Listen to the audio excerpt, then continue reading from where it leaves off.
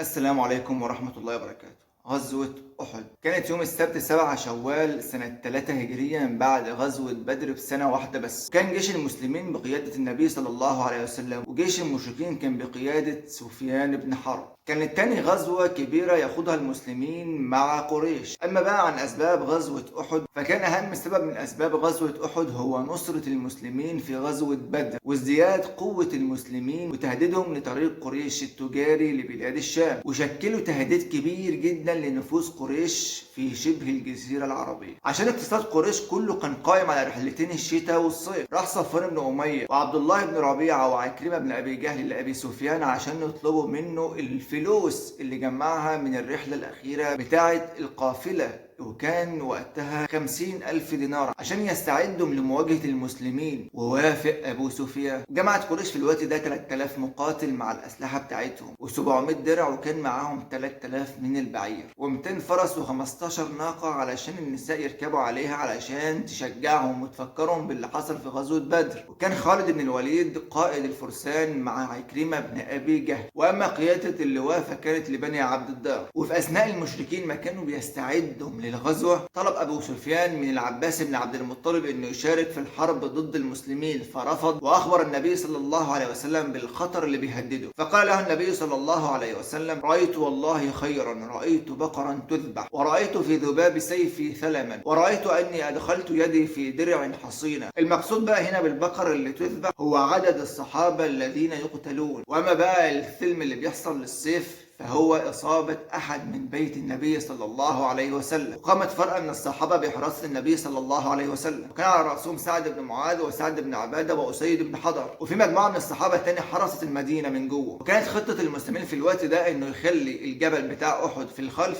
والمدينة من أمامه. وضع 50 من الرماة على قمة جبل، وأمر الرماة بإن هم ما يسيبوش مكانهم مهما حصل إلا بأمر من النبي صلى الله عليه وسلم بنفسه، وقال لهم: ادفعوا عنا الخيل بالنبال. وقام بتقسيم الجيش عدة أقسام، وهو كان القائد بتاعهم. ولما وصلت قريش لأسوار المدينة نادى أبو سفيان على أهل يثرب وقال لهم: لا قتال لكم معنا اليوم، يعني إحنا مش عاوزين نقاتلكم، إحنا مش جايين لكم أنتم، إحنا جايين للرسول. وترد عليه بالاستنكار والشتيمة والسباب. وقامت زوجته هند مع نساء مكة وهم بيضربوا بالدفوف: نحن بنات طارق نمشي على النمارق، إن تقبلوا نعانق وإن تدبروا نفارق، فراقا غير وامق. تقدم بعد كده رجال من قريش، وكان معاهم سدانة الكعبة واللواء. كان في لواء مع طلحة بن أبي طلحة العبدري، ولواء مع سفيان بن عويف الحارثي، ولواء مع راجل من الأحابيش من كنانة. وأعطى النبي صلى الله عليه وسلم راية الجيش لمصعب بن عمير، وجعل الزبير بن عوام قائد أحد الأجنحة، والمنذر بن عمرو قائد الجناح الآخر. رفض النبي صلى الله عليه وسلم مشاركة أسامة بن زيد وزيد بن ثابت علشان سنهم كان لسه صغير. ودفع النبي صلى الله عليه وسلم سيفه إلى أبي دجانة، وكان لما بيجي يحارب كان بيربط عصامة حمراء على راسه، ومعنى كده إن هو يخش المعركة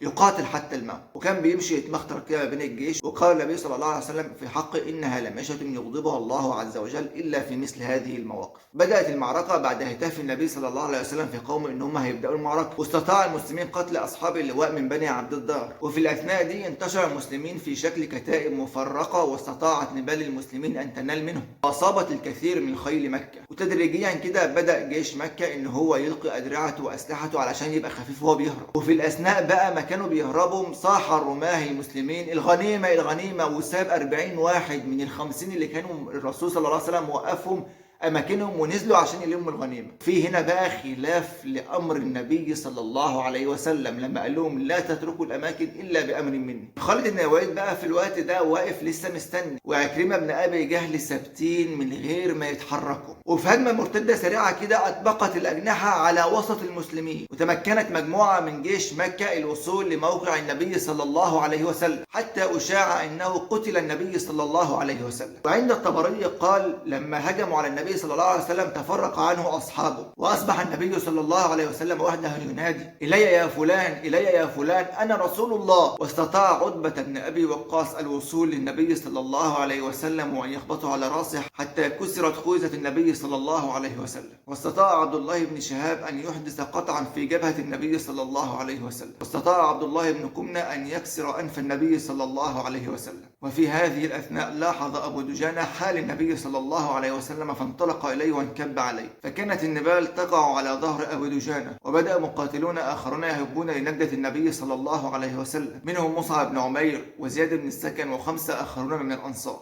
لكنهم قتلوا جميعا. وعندما قتل عبد الله بن قمنة الصحابي مصعب بن عمير صاح: قتلت محمدا قتلت محمدا. وفي رواية بتقول إن أهم السبب من أسباب هزيمة المسلمين في غزوة أحد صرخا للصرخة: قتلت محمدا قتلت محمدا. قال ابن العوام: وصرخ صارخا: محمدا قد قتل، فانكفأنا وانكفأ القوم علينا. واقبل ابي بن خلف على النبي صلى الله عليه وسلم، وكان قبل كده حلف ان هو هيقتل النبي صلى الله عليه وسلم، وظن ان الفرصه سانحه دلوقتي علشان يقتل النبي صلى الله عليه وسلم وهو غرق في دماء. قال النبي صلى الله عليه وسلم: يا كذاب اين تفر؟ وحمل على النبي صلى الله عليه وسلم بسيفه، فقال النبي صلى الله عليه وسلم: لا، بل انا قاتله. وطعنه في جنب درعه، وقع يخور زي ما يخور الثور. عارف انت لما تذبح طور يفضل ينعر ازاي؟ هو كان بينعر بنفس النعره دي بالظبط. ووجد النبي صلى الله عليه وسلم مجموعه من اصحابه عشان يحتمي بيهم، ولما لقوا النبي صلى الله عليه وسلم حي رجعت لهم الثقه من تاني، ونجح الرماة حول النبي صلى الله عليه وسلم زي سعد بن ابي وقاص صلح الانصاري ان هم يردوا المشركين على النبي صلى الله عليه وسلم، وبذلك امكن المسلمين الشاردين يلحقوا بالنبي صلى الله عليه وسلم. اصاب الصحابه التعب والنعاس من السهر والتعب اللي كانوا فيه قبلها، فاذا غفى وسقط السيف من يده وعاودته اليقظه وتأهب للقتال من جديد. فيقول المسلمون: هذا من نعمة الله على القوم. ونزل قول الله سبحانه وتعالى: ثم أنزل الله عليكم من بعد الغم أمنة